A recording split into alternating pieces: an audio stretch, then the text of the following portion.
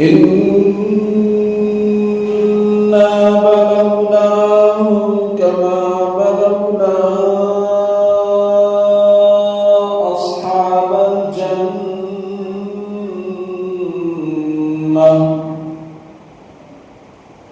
إذ أقسموا ليصرمنها مصبحين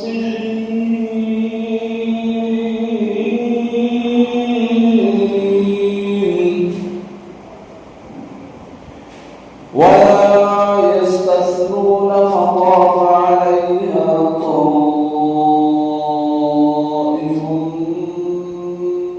من ربك وهم نائمون صدق الله العظيم وصدق رسوله النبي المكين الكريم ونحن على ذلك لمن الشاهدين والشاكرين والحمد لله رب العالمين.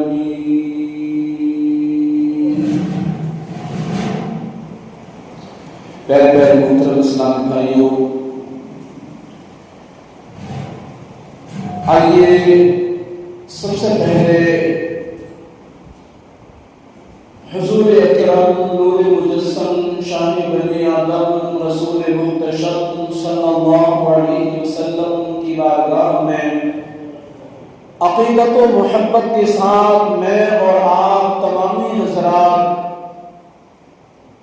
درود و سلام کا ہدیہ پیش کر لیں اور پڑھیں با آواز بلند درود پاک اللہم رب محمد صلی علیہ وسلم نحن عباد محمد صلی علیہ وسلم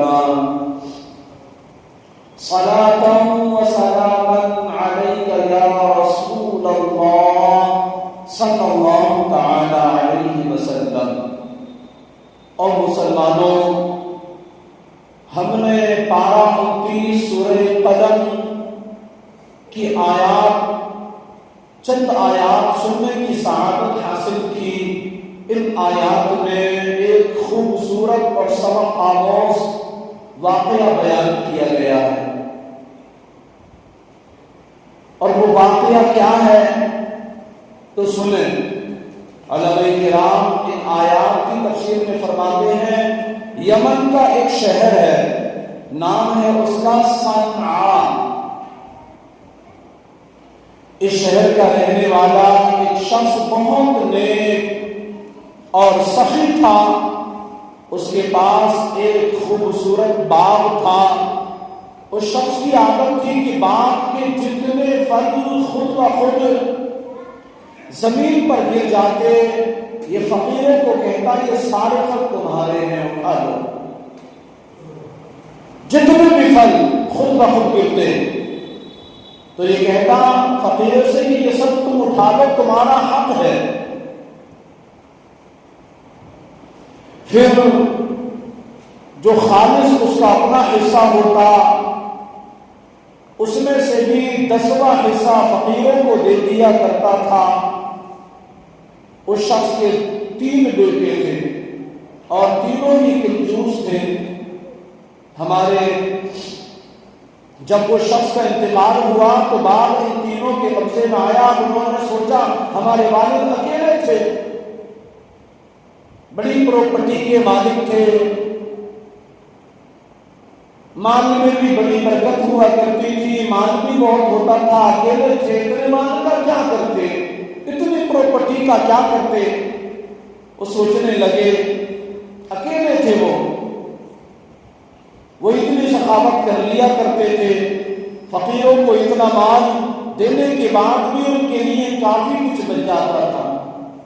مگر ہم 3 ہیں، پھر ہماری اولادیں بھی ہیں، اگر ہم بھی اسی طرح سخاوت کریں گے تو ہمارے لیے پھل نہیں بچ سکیں گے، ہمارے لیے رزق میں تنگیاں ہو جائیں گی، سوچتے ہیں ان کی۔ ہر ایک انسان کی سوچ ہوتی ہے جس کو ہم نیت کہتے ہیں، اور نیت کے تعلق سے تو ہمارے اکابرین نے، علماء کرام نے، صوفیاء نے، اللہ والوں نے ایک طویل گفتگو کی ہے، کتابیں لکھی ہیں نیت کے اوپر۔ اعلیٰ حضرت رحمت اللہ تعالی علیہ کے والد محترم مولانا نقی علی صاحب اپنے وقت کے بہت بڑے علامہ گزرے ہیں، بہت بڑے صوفی بھی گزرے ہیں یہ، اور بڑے نیک، پرہیزگار، متقی۔ انہوں نے خود ایک زبردست کتاب لکھی ہے نیت کے اوپر کہ نیت کے کیا ثمرات ہیں، نیت کے کیا فوائد ہیں، اور بندے پر نیت کا اثر کیسے پڑتا ہے۔ بہرحال ان کی سوچ تھی کہ ہمارے پاس ہم نہیں بچ پائیں گے اگر ہم نے بھی اپنے والد کی طرح سخاوت کرنا شروع کر دیا تو، لہذا بہتری اس میں ہے کہ ہم اتنی زیادہ سخاوت نہ کریں۔ ایک رات جب بانگ کے پھل پک چکے تھے، اگلے دن پھل توڑنے تھے، یہ تینوں بھائی بیٹھ کر منصوبہ بنا رہے تھے، یہ تینوں بھائی بیٹھ کر منصوبہ بندی کر رہے تھے۔ اور کیا منصوبہ بنا رہے تھے تو سنو، ان کے منصوبے کو قرآن پاک میں ذکر کیا گیا۔ اللہ فرماتا ہے اِذْ أَقْسَمُوا لَيَصْرِمُنَّهَا مُصْبِحِينَ،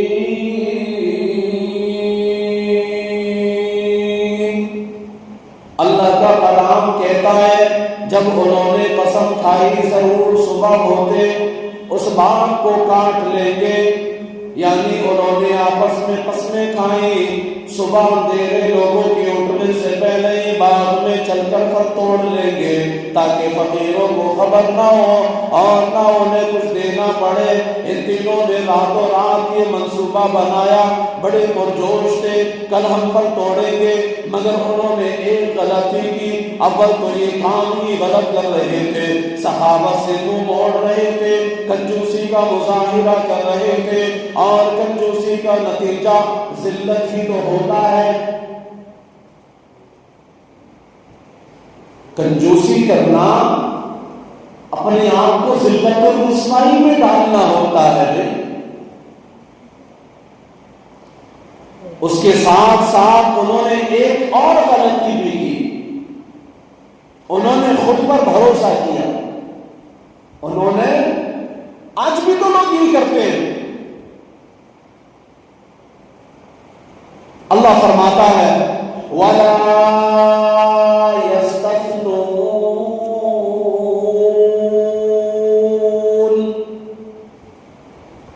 اور انشاءاللہ نہیں کہہ رہے تھے۔ جب یہ منصوبہ بنا رہے تھے تو اس میں انشاءاللہ وہ نہیں کہہ رہے تھے، یعنی یہ اپنے منصوبے کو لے کر اتنے پرجوش اور بااعتماد تھے کہ انہوں نے انشاءاللہ بھی نہیں کہا۔ لوگوں، آج ہم بھی جب کوئی کام کا بیڑا اٹھاتے ہیں، ہم جب کسی کام کے کرنے کی تیاری کرتے ہیں تو اس پر ہم بھی جو ہے بڑے پرجوش ہوتے ہیں، بااعتماد ہوتے ہیں، یہاں تک کہ اس کام کی مشاورت کرتے ہیں تو مشاورت میں انشاءاللہ کبھی کبھی ہم لوگ بھی کہنا بھول جاتے ہیں۔ تو سنیں انشاءاللہ کہنے کے فوائد کتنے ہیں اور پھر انشاءاللہ نہ کہنے کے نقصانات کتنے ہیں، یہ سنیں آپ۔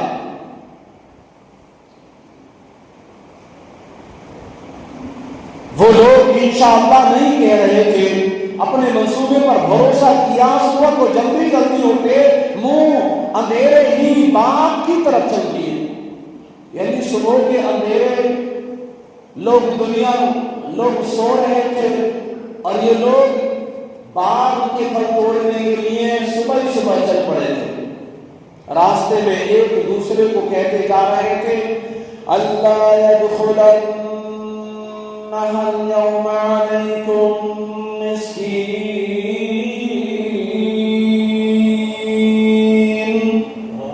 کہ ہرگز آج کوئی مسکین تمہارے پاس باغ میں آنے نہ پائے، جلدی چلو جلدی چلو، آج ہرگز کوئی مسکین فقیر تمہارے باغ میں آنے نہ پائے۔ مگر آپ جب یہ باغ کے پاس پہنچے، دیکھا باغ جل چکا ہے۔ باغ کے پاس پہنچے، باغ کو دیکھا، باغ جل چکا ہے۔ ایک لمحے کے لیے تو یہ سکتے میں آ گئے، کہنے لگے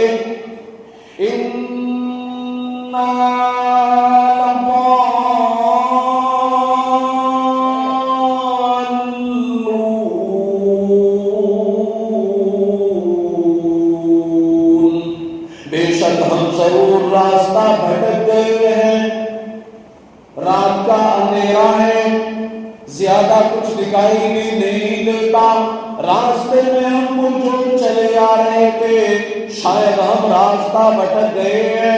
انہوں نے سمجھا شاید اندھیرے کی وجہ سے ہم راستہ بھٹک گئے ہیں، کسی اور باغ میں آ گئے ہیں، یہ ہمارا باغ نہیں ہے۔ لیکن جب غور سے دیکھا تو یہ انہی کا باغ تھا۔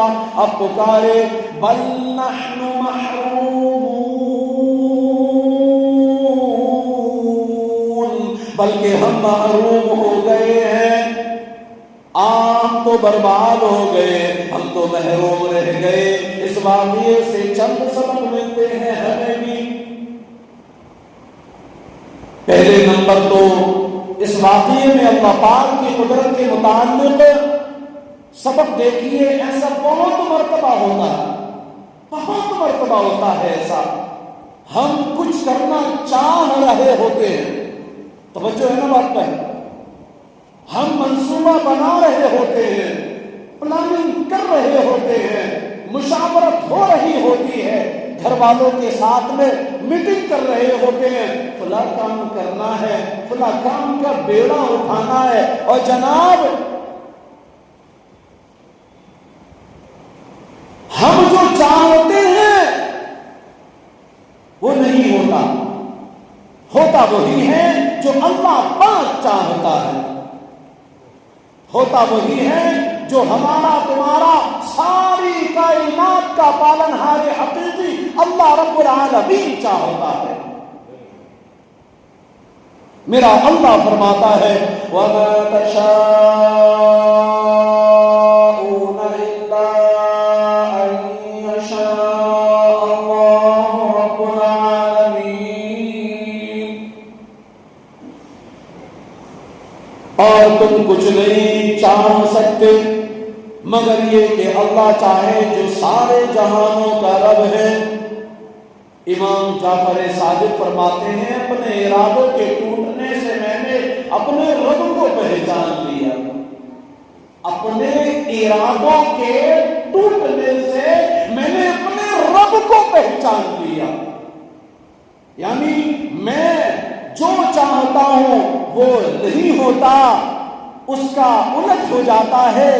اس سے مجھے معلوم ہوا کہ کوئی تو ہے جو میرے ارادوں پر پہرا دے رہا ہے، میرے ارادوں پر پہرا لگا رہا ہے، وہی خدا ہے جو میرے ارادوں پر پہرا لگائے ہوئے ہیں، میرے ارادے کے مطابق نہیں بلکہ اپنی مشیت کے مطابق جو کام بناتا اور بگاڑتا ہے وہی تو رب ہے۔ امام اعظم ابو حنیفہ رحمت اللہ تعالی علیہ سے سوال ہوا خدا کے وجود کی دلیل دیجیے۔ اب ذرا توجہ کریں، آپ بات بڑی قیمتی کر رہا ہوں اور ذمہ داری کے ساتھ بول رہا ہوں۔ امام اعظم ابو حنیفہ سے سوال ہوا اللہ کے وجود کی دلیل دیجیے۔ فرمایا آدمی چاہتا ہے میرے گھر بیٹا پیدا ہو، توجہ، آدمی چاہتا ہے میرے گھر بیٹا پیدا ہو، لیکن بیٹا پیدا نہیں ہوتا، بیٹی پیدا ہو جاتی ہے۔ اس سے پتہ چلتا ہے کہ کوئی ہے جس کا ارادہ، جس کی مرضی اس دنیا پر نافذ ہے، اور وہی خدا ہے۔ ابھی حال ہی کی بات ہے، کسی ملک کا ایک بادشاہ تھا، ایک شخص تھا، وہ خود کو ملک الارادہ یعنی مرضی کا بادشاہ کہا کرتا تھا، اپنی مرضی کا بادشاہ کہا کرتا تھا۔ بھائی میں جو کہوں گا وہ ہو جائے گا، میں جو سوچوں گا اس کو پورا کر دوں گا۔ ملک الارادہ، اپنی مرضی کا بادشاہ کہا کرتا تھا، مسلمان تھا۔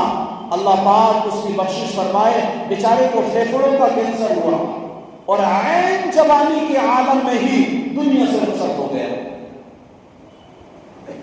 کیسا ارادہ، کیسی مرضی، سب دھری کی دھری رہ گئی۔ پتا چلا اس دنیا میں اللہ پاک کی مرضی نافذ ہے، حکم صرف اسی کا چلتا ہے، وہ غالب ہے۔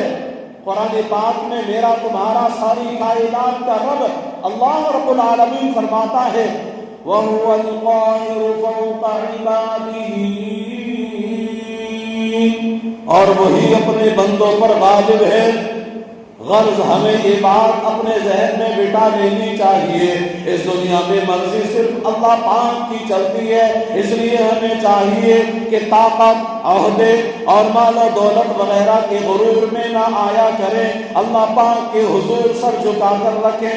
ان باغ والوں کو دیکھیے، ان کا ایک بڑا عیب جو یہاں بیان ہوا وہ پوشیدہ اسباب جن کی وجہ سے ان کا باغ تباہ و برباد ہو گیا، ان میں سے ایک عجیب جو ایک عیب تھا ان کا قرآن پاک میں یہاں بیان کیا گیا، اور وہ تھا وَلَا يَسْتَثْنُونَ، اور انشاءاللہ انہوں نے اپنے کام میں نہیں کہا۔ بات کر رہے تھے، بات میں خود اپنی مرضی کو ظاہر کیا، ہم یہ کر لیں گے، ہم وہ کر لیں گے، ہم یہ بنا لیں گے، ہم وہ بنا لیں گے۔ اور جناب ہماری کیا اوقات، جب رب تبارک و تعالیٰ چاہتا ہے تمام کاموں کو بنا دیتا ہے، اور جب رب تبارک و تعالیٰ چاہتا ہے ہماری مرضی کو ملیا میٹ کر کے رکھ دیتا ہے، ارادوں کو ملیا میٹ کر کے رکھ دیتا ہے۔ ہم جو چاہتے ہیں وہ نہیں ہوتا، اس کا الٹ ہو جاتا ہے۔ انہوں نے خود پر بھروسہ کیا، یہ سمجھا جو ہم چاہ رہے ہیں وہی ہو کر رہے گا، جبکہ ایسا نہیں تھا۔ جب باغ جل گیا، آفت برس گئی، یہ تباہ ہو گئے، تب کہنے لگے، کیا کہنے لگے؟ تو سنو، اس کا ذکر بھی قرآن پاک میں کیا گیا۔ قرآن پاک کہتا ہے لولا تسبحون، تم تسبیح کیوں نہیں کرتے؟ تم تسبیح کیوں نہیں کرتے؟ یہ ہمارے لیے سبق ہے۔ ہمیں چاہیے کہ جب بھی کوئی کام کرنا چاہو، کسی بات کا ارادہ کرو، اپنی طاقت، اپنی فنکاری، مہارت، صلاحیات پر بھروسہ نہ کرو، بلکہ پروردگار عالم سے استعانت کرو، یعنی اس سے مدد چاہو۔ وہی کاموں کو بناتا ہے، وہی تمام کاموں میں بیڑے پار لگاتا ہے، اور وہی عزت کا بھی مالک ہے، وہی ذلت کا بھی مالک ہے، سب اسی کے قبضے میں ہے۔ استعانت کرو، مدد چاہو، وہ تمہارے کاموں کو بنائے گا۔ آج تو حال ہی یہ چیز ہے، عوام کو تو رہنے دو، خواص کے حالات بڑے بگڑ گئے۔ آج لوگ جو ہے مال بھی کماتے ہیں نا تو دھوکہ دے کر، جی ہاں، اور پھر دھوکہ دینے کو اپنی صلاحیت سمجھتے ہیں،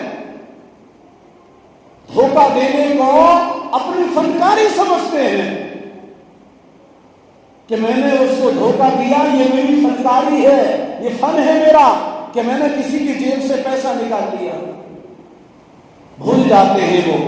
اللہ پاک نے کلام مقدس میں ارشاد فرمایا فَمَن يَعْمَلْ مِثْقَالَ ذَرَّةٍ خَيْرًا يَرَهُ، دنیا کے اندر ذرہ برابر خیر کرو گے، بھلائی کرو گے، نیکی کرو گے تو اللہ پاک قیامت کے دن اس کا تمہیں بدلہ عطا کرے گا۔ اور فرمایا وَمَن يَعْمَلْ مِثْقَالَ ذَرَّةٍ شَرًّا يَرَهُ، اگر تم دنیا میں ذرہ برابر مکاری کرو گے، فریب کاری کرو گے، دھوکہ دو گے، کسی کا دل دکھاؤ گے، کسی کا مال غصب کرو گے، کسی پر ظلم کرو گے، کسی کی ناحق گواہی دو گے، کسی کو پھنساؤ گے، تو یاد رکھو قیامت کے روز تمہیں اس کا بھی پورا بدلہ دینا پڑے گا۔ کیسی فنکاری جناب! دوسرے کی جیب سے مال نکالنے کو تم اپنی فنکاری سمجھتے ہو؟ فنکاری تو یہ ہونی چاہیے کہ آپ ایک ایک روپیہ اپنا حلال کا کماؤ۔ حدیث پاک میں یہاں تک فرمایا گیا کہ تم تنگی میں زندگی گزار لو، پریشانی میں زندگی گزار لو، لیکن کسی دوسرے کے دل کو مت دکھاؤ، کسی دوسرے کے ساتھ دغا بازی مت کرو، کہ قیامت کے روز یہ دغا دینا، فریب دینا، دوسرے کے ساتھ مکاری کرنا یہ بڑا مہنگا پڑے گا آپ کو، وہاں آپ حساب نہیں دے پائیں گے اس کا۔ مجھے ایک بڑا پیارا واقعہ میرے ذہن میں آ رہا ہے۔ بغداد کا رہنے والا ایک نوجوان تھا، بچہ تھا ایک۔ تاریخ میں اس کی جو عمر ہے وہ بتائی جاتی ہے کہ 13-14 سال کی عمر ہوگی۔ یہ بچہ کسی اچھے بھلے گھر میں پرورش پایا تھا، کسی نیک ماں کا بیٹا تھا، ماں بھی اس کی کیسی بڑی متقیہ پرہیزگار ہوگی۔ یہ بچہ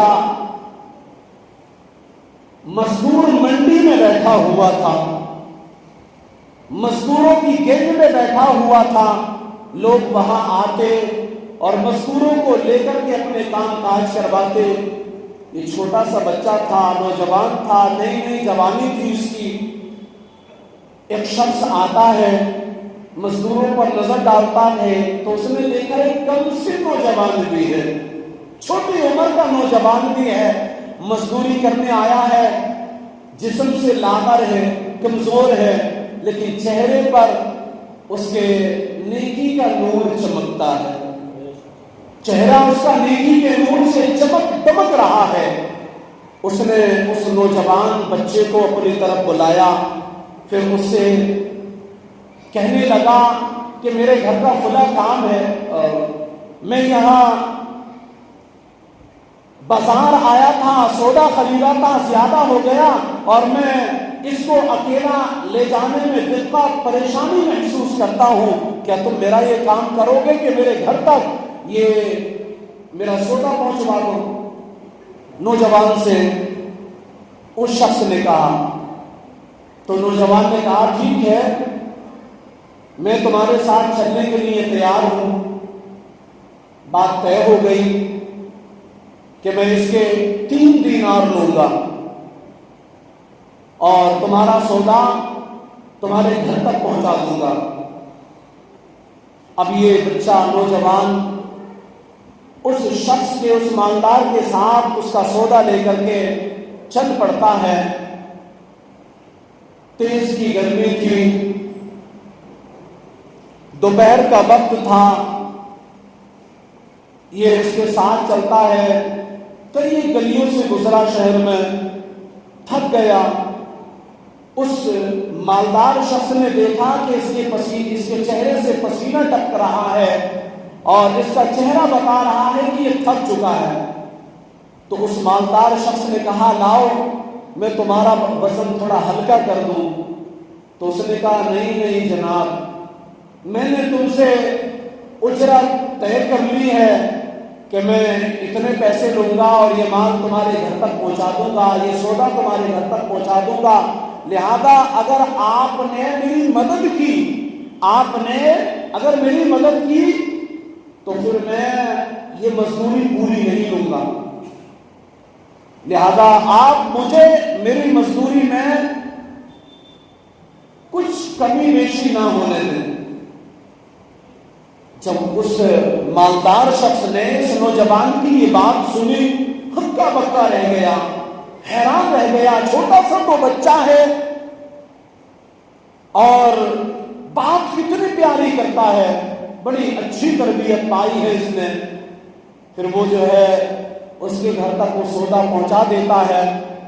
گھر کے اندر جب جاتا ہے وہ شخص، مالدار شخص، اس سودے کو لے کر کے تو اپنی بیوی سے سارے حالات بتاتا ہے.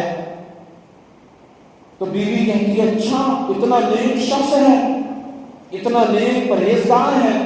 کہا ایک کام کرو، دوپہر کا وقت بھی ہو گیا ہے، دوپہر کا کھانا بھی بن چکا ہے اور اتنا اچھا بچہ ہے وہ، تو ایک کام کرو اس کو لے آؤ، اس کو بول دو کہ دوپہر کا کھانا کھا لو. اس مالدار شخص نے اس نوجوان سے آ کر کے کہا دوپہر کا کھانا بن چکا ہے، تم کھانا ہمارے ساتھ کھا لو اور اس کے بعد چلے جانا. تو اس شخص نے کہا، اس نوجوان نے کہا سر جھکا کر کے میں روزے سے ہوں، میں روزے سے ہوں، میں کھانا نہیں کھا سکتا. اب تو اس کی حیرانی اور بڑھ گئی. نوجوان ہے، چھوٹی عمر ہے، مزدور بن کر کے آیا ہے اور تربیت کتنی زبردست ہے. اس نے اپنی بیوی کو جا کر کے بتایا تو اس نے کہا ایک کام کرو، ان کو آج مدعو کر دو، دعوت دے دو ان کی کہ ہمارے گھر پر ہی آپ افطار کرو. جب اس نوجوان سے آ کر کے کہا تو اس نے کہا ٹھیک ہے میں آپ کی دعوت قبول کر لیتا ہوں، لیکن مجھے مسجد بتا دو. آپ جب تک روزہ افطار کا ٹائم ہوتا ہے تب تک میں مسجد میں اللہ اللہ کروں گا، تلاوت قرآن کروں گا، نبی پاک صلی اللہ علیہ وسلم کی ذات بابرکات پر درود و سلام پڑھوں گا، نماز نفل ادا کروں گا، وہاں رہوں گا، مجھے مسجد کا پتہ بتا دو. یہ مالدار شخص اس کو مسجد لے جاتا ہے، چھوڑ کر کے آ جاتا ہے. پھر جب مغرب کا وقت ہوتا ہے تو یہ نوجوان پانی سے روزہ افطار کرتا ہے اور نماز مغرب پڑھتا ہے. جب نماز مغرب سے فارغ ہوئے تو وہ مالدار شخص آتا ہے، کہتا ہے کہ چلو کھانا کھا لیتے ہیں. تو اس نے کہا نہیں میں نے روزہ تو افطار کر لیا ہے، پانی سے افطار لیا ہے، اب میں چاہتا ہوں کہ میں عشاء کی نماز پڑھ لوں، عشاء کی نماز کے بعد تمہارے گھر کھانے کے لیے چلتے ہیں. اس مالدار شخص نے کہا ٹھیک ہے، عشاء کی نماز کے بعد میں چل لینا. اور پھر ساتھ میں کہا کہ تمہارے گھر والے پریشان نہیں ہوں گے کہ تم ابھی آج پہنچے نہیں گھر پہ. تو اس نوجوان نے سامنے سے کہا کہ میں جب دور کبھی نوکری کرنے جاتا ہوں، دور کبھی مزدوری کرنے جاتا ہوں تو کبھی نہیں پہنچتا ہوں گھر پہ. گھر والے سمجھ لیتے ہیں کہ دور کہیں گیا ہوگا مزدوری کرنے، اس لیے نہیں پہنچا، وہ پریشان نہیں ہوں گے. خیر بات آئی گئی، عشاء کا وقت ہوا، عشاء کی نماز سے فارغ ہوئے. وہ مالدار شخص آتا ہے، بچے کو لے کر کے گھر جاتا ہے، کھانا کھاتے ہیں.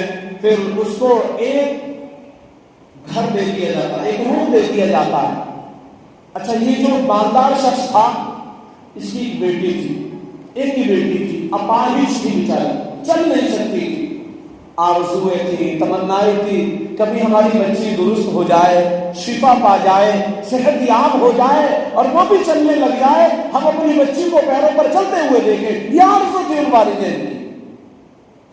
لیکن آج جب بچی اپنے کمرے میں چلی گئی، بچی اپنے کمرے میں تھی اور یہ دونوں میاں بیوی اپنے کمرے میں چلے گئے اور اس نوجوان مزدور کو ایک کمرے میں لٹا دیا۔ وہ بیٹھک تھی لہذا بستر کر دیا گیا۔ اب رات کا جب تیسرا پہر ہوتا ہے، بات توجہ سے سنیے گا، بڑی دردناک بات ہے، دلوں کو دہلا دینے والی، آنکھوں کو چمکا دینے والی، لبوں پر مسکراہٹ لانے والی، رب کی یاد دل میں بسانے والی بات کہ جب رات کا تیسرا پہر گزرتا ہے تو اچانک اس مالدار شخص کا کمرہ بجتا ہے، دروازے کو کوئی کھٹکھٹا رہا ہے تو اندر سے اس مالدار شخص نے کہا کون ہے؟ تو اب جو آواز تھی نا وہ دلوں کو تڑپا دینے والی آواز تھی، وہ آواز کسی اور کی نہیں بلکہ ان کی بچی کی آواز تھی جو اپاہج تھی، چل نہیں سکتی تھی۔ جب بچی کی آواز سنی، ماں کی چیخ نکل گئی، باپ کے ہنکارے نکل گئے اور ماں بے ساختہ رونے لگی، بچی تم چل کر کے آئی ہو یہاں پر؟ دروازہ کھول کر کے دیکھا تو بچی پیروں پر کھڑی، بچی پیروں پر کھڑی ہے۔